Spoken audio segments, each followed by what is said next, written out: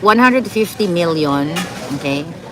Each, according to our puting ahas, 150 million ang binayad sa mga tiwaling kongresista para pumirma sa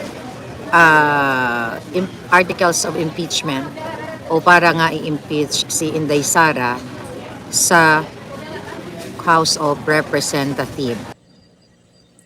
O kitam, 150 million each daw Sana ang pumirma para ma-impeach si Vice President Sara Duterte. Ilan bang pumirma doon? 215. Naku, mukhang malaki-laking halaga. Pero, ang inakusa po nila dito sa halagang 125 million.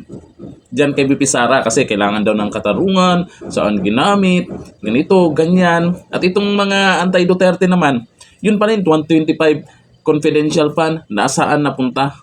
Pero eto, kung totoo man to, at kalat na po ito sa social media, na merong 150 million bawat isa para pumirma. Sana all, no?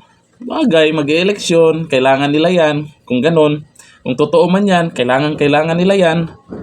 Kaya siguro, maging matalino na po tayo sa pagboto. Lalo na sa pagkasenador, kasi ngayong Hunyo po, ipagpatuloy o pag-uusapan dyan sa Senado ang impeachment complaint kay BP Sara Duterte.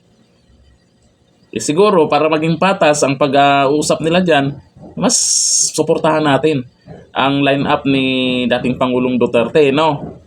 Para magkaalaman at may laban naman.